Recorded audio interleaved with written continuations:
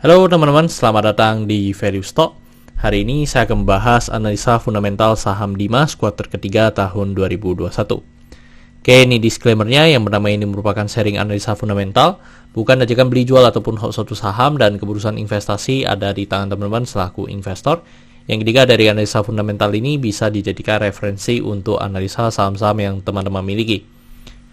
Oke, pertama-tama kita masuk ke bisnis model dari saham Dimas ini. Untuk kegiatan usahanya bergerak di bidang usaha properti, jadi untuk sumber income-nya berasal dari penjualan atau sewa propertinya. Untuk segmen usaha atau marketnya di Indonesia, terkait kasus hukum, saya membuat video ini, saya tidak menemukan adanya kasus hukum yang terkait dengan Dimas. Untuk kepemilikan saham dimiliki oleh PT Sumber sebesar 57,28%, Sojik Corp sebesar 25%, dan masyarakat sebesar 17,72%. Dan kita bisa lihat dari segi pendapatannya, untuk secara kuartal 3 mengalami kenaikan sebesar 98,5% dibanding dengan tahun sebelumnya. Dan saya asumsikan kuartal keempatnya memiliki kinerja yang sama dengan kuartal ketiganya, maka sampai akhir tahun akan mengalami penurunan 33,3%, dan itu memang kita perlu lihat ya sampai laporan keuangan kuartal keempatnya keluar. Terus untuk dari properti ini kita perlu melihat dari sisi recurring income-nya. Dan memang untuk dari saham Dimas ini, untuk recurring income-nya memang masih sangat sedikit ya, hanya sekitar 1,07%.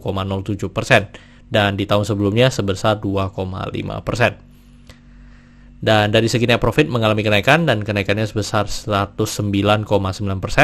Dan saya asumsikan kuartal keempatnya memiliki kinerja yang sama dengan kuartal ketiga, maka sampai akhir tahun akan mengalami kenaikan sebesar mengalami penurunan sebesar 34,9%.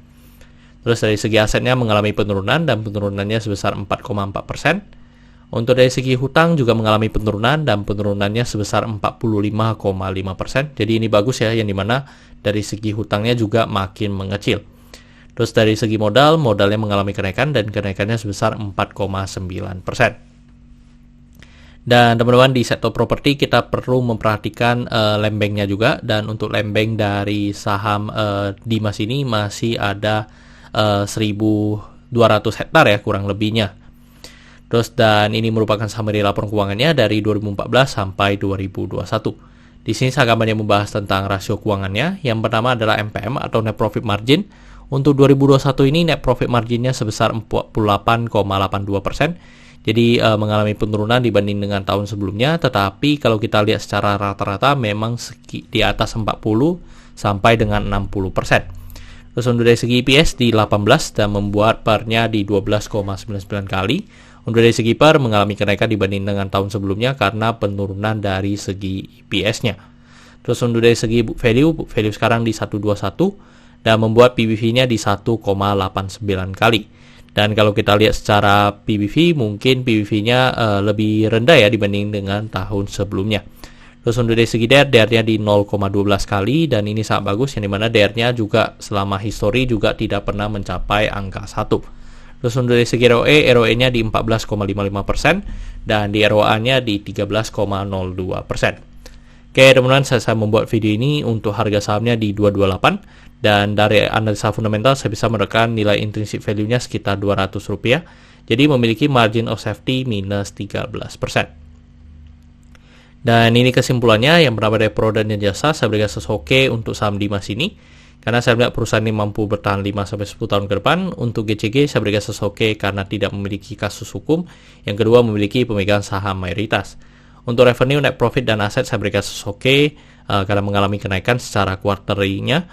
Terus untuk dari segi liability, saya berikan sesoke karena DER-nya di bawah 1. Untuk book value, saya berikan sesoke karena harga juga sekarang di atas harga book value-nya. Untuk sektor saya berikan sesoke, dan sebenarnya tidak ada hal yang perlu kita concern. Jadi jika liability ini oke, saya berikan sektor ini oke, dan dia juga masih memiliki lembeng ya teman-teman untuk di saham Dimas ini. Terus untuk ROE saya berikan sesoke karena di atas 9%. Untuk margin of safety saya berikan sesno karena negatif. Untuk dividen saya berikan sesoke karena selama 5 tahun terakhir untuk saham Dimas ini masih sangat royal memberikan dividen kepada investornya.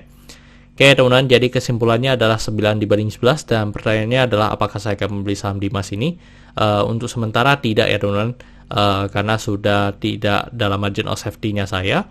Tetapi untuk saham Dimas ini merupakan dividen stock. Jadi dia membagikan dividen yang secara yieldnya itu cukup tinggi ya teman-teman. Jadi kalau teman-teman yang memegang di bawah 200 ya mungkin bisa merasakan yield dari dividennya di atas 15% ya. Oke teman-teman, saya rasa cukup sekian untuk video kali ini. Jangan lupa untuk like dan subscribe. Jangan lupa juga untuk follow saya di Instagram saya di Royken13. Dan teman-teman, saya sudah membuat grup Telegram, jadi teman-teman bisa join grup Telegram saya di Value Stock. Untuk linknya teman-teman bisa dapatkan di deskripsi di bawah.